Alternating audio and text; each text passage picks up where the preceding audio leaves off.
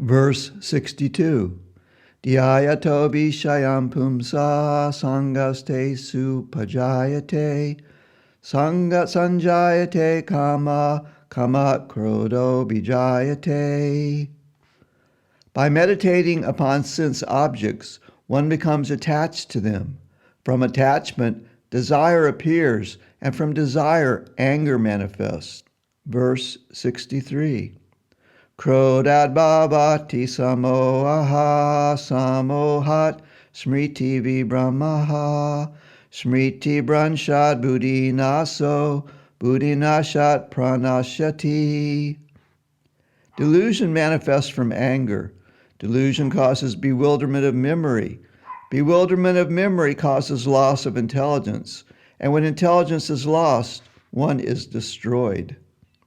Verse 64.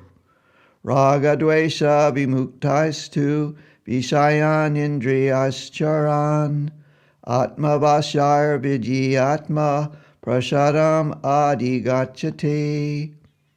However, one who controls his mind and senses and is free from both attachment and repulsion, even while in the midst of sense objects, attains divine grace. Text 65. Prasade sarva dukhanam hanirasyo pajayate prasana chetaso hyasu buddhi pariya vitastate. When one attains divine grace, all miseries cease. Certainly such a person who achieves a tranquil mind develops divine wisdom. Verse 66. Nasti buddhir ayuktasya na chayuktasya bhavana na kabhavayata santir asantasya kuta sukam. One who is bereft of self-control cannot attain wisdom. Without wisdom, one can never meditate. One who cannot meditate cannot achieve peace. And without peace, how can one attain happiness? Verse 67. Indriyanam hi charatam yanmano nuvidityate tadashaharate pragnam vayurnavam evam basi. Whatever sense the wandering mind becomes absorbed in, that sense carries away the intelligence, just as a ship at sea is swept away by a strong wind. Verse 68. Tasmadyasha mahabaho nigrihitani sarvashaha indriyan indriyartebhyas tasha pragna pratistita. Therefore, O mighty armed Arjuna, one whose senses are fully withdrawn from the sense objects is firmly established in divine wisdom. Anuvriti commentary by Jagatguru Swami Bhakti Gaurava Narasingha Maharaj. Unfortunately, there are many charlatan yogis who, for the sake of money and gaining disciples, give their so-called blessings, advocating that there is no need to follow any particular practice of sense control, such as a nonviolent diet, sexual abstinence, or avoiding intoxication, etc.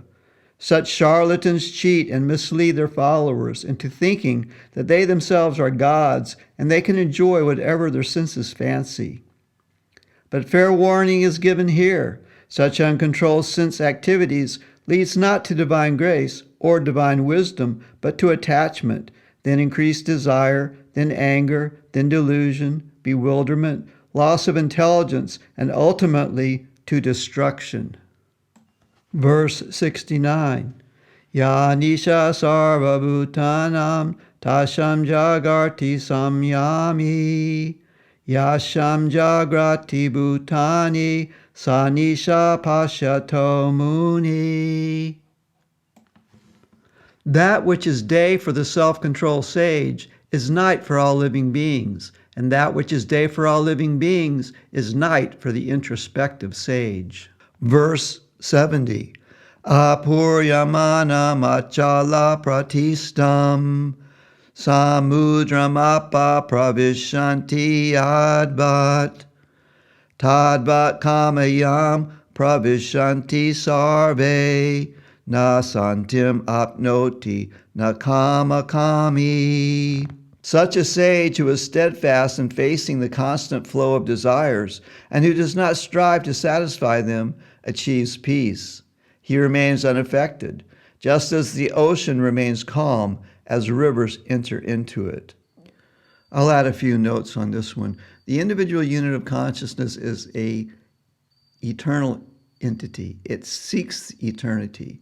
However, misidentifying the material body as a self, it looks for that eternity in temporary things. It tries to satisfy the senses and ultimately ends up frustrated and unhappy. If you analyze it, if in reality, sense gratification, if pleasing the material senses were really the goal of life, then you would find in the most affluent, wealthy countries the most happiness.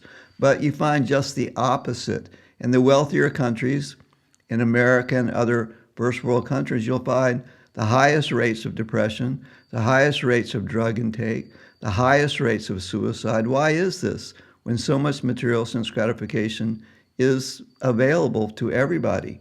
Even the poorest person in America can afford many luxuries unheard of in third world countries, yet the people remain unhappy for the most part. Although some temporary happiness may come, eventually the soul ends up frustrated. So this should be an indication that material sense gratification, material wealth, and prosperity is not really the goal of life. Spiritual wealth and spiritual prosperity is the goal of life. There is a story in the Srimad Bhagavatam in the 7th canto about one great mystic yogi by the name of Hiranyakashipu. Hiranyakashipu means soft bed and gold. He performed great austerity for a very, very long time and gained control of the entire universe. And although he had all facility for sense gratification beyond our imagination, Hiranyakashipu was always unhappy and always angry. For those who think that material wealth and prosperity is the key and goal of life, then I would recommend they read the story of Hiranyakashipu and his good son Prahlad Maharaj. Verse 72, Esha Brahmi statit parta nanam prapja vimuhyati stitva shamanta kalipi brahma nirvanam richati. O Partha, having attained realization of the absolute truth, one is never bewildered. If one is situated in this state at the time of death, one attains Brahma Nirvanam, the abode of pure consciousness, and all suffering ceases. Anurvritti commentary by His Divine Grace Jagatguru Swami Bhakti Gaurava Narasingha Maharaj. The highest achievement by accepting the instructions of Sri Krishna in Bhagavad Gita is given here. One who does so at the time of death attains Brahma Nirvanam, the spiritual planets of Vaikuntha, and the mitigation of all suffering. According to the knowledge of the self-realized souls, the absolute truth has 3 stages of realization: Brahman, Paramatma, and Bhagavan. This verse is from the Srimad Bhagavatam.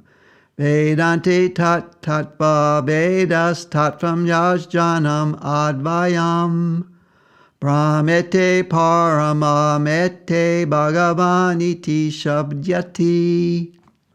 Quote, the seers that know the absolute truth call this non-dual substance Brahman, Paramatma, or Bhagavan. That was the Srimad Bhagavatam. Brahman means attaining the impersonal light experience or effulgence of the Absolute. The word Brahman is found throughout the Vedic literature, and according to scholars of Bhakti Yoga, ultimately means Vishnu or Krishna. The Buddhist philosophers take nirvana to be the end of material life and entering into the void, but Bhagavad Gita teaches differently. In the Vedic teachings, there is no void anywhere.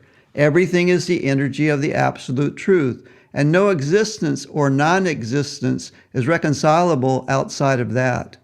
According to the prominent sages of Bhakti Yoga, Vishvanatha Chakravarti translates Brahma Nirvanam as liberation. His disciple, Baladev Vidibhushan understands Brahma Nirvanam as Paramatma, who is Vishnu, the form of liberation. Ramanuja takes Brahman as the Atma and Nirvanam as full of happiness. Madhva takes Brahma Nirvanam as Vishnu, Krishna, without a material form. Bhakti Rakshak Sridhar Deva Goswami Maharaj takes Brahma Nirvanam as freedom from material bondage, and Srila A.C. Bhaktivedanta Swami Prabhupada takes Brahma Nirvanam as meaning the kingdom of Vishnu, Krishna. In all cases, the devotees of Krishna never accept liberation in the impersonal state of Brahman or the void because they are only interested in service to Krishna and are already liberated. Paramatma means realization of the Absolute situated in the hearts of all living things, the maintainer of the universe, being situated within and in between every particle of matter. Bhagavan is the realization of the personal aspect of the Absolute Truth and is considered to be the ultimate stage of self-realization because in that stage one realizes the Absolute Truth in toto as Krishna, the fountainhead of all energies. The abode of Krishna is known as Vaikuntha or Goloka Vrindavan. Furthermore, verse 71 refers to the ahankara or the false ego that is attached to consciousness when driven by the modes of material nature. False ego presupposes the existence of real ego, the real ego being the pure consciousness of a living being.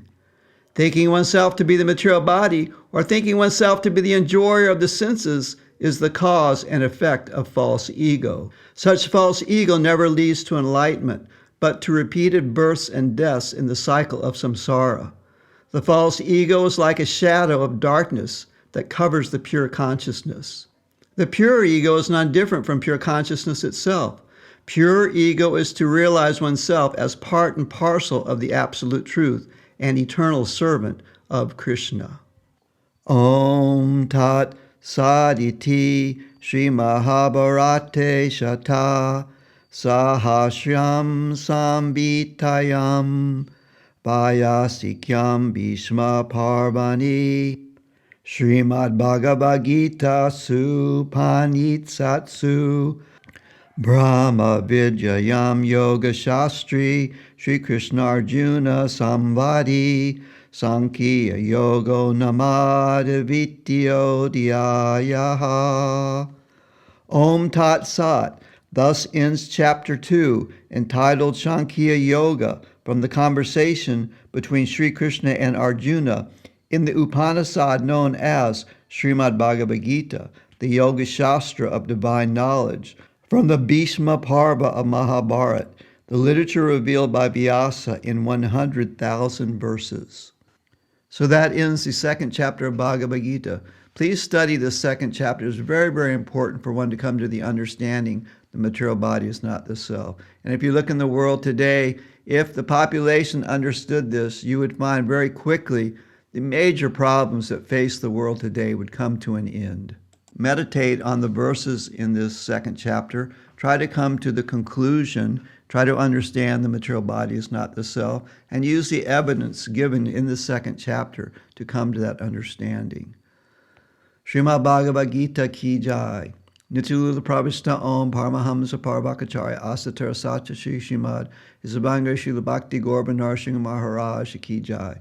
Nityalila Prabhishta Om Paramahamsa Parvakacharya Asatara Satya Shri Srimad Isabanga Srila Bhakti Vedanta Swami Srila Prabhupada Ki Jai. Shri Shri Guru Parampara Ki Jai. Vaishnava Vrinda Ki Jai. Srimad Bhagavad Gita Ki Jai. So we'll begin the third chapter in the next segment. Gaur Hari Bol, Hari Bol, Hari Bol, Hari Bol.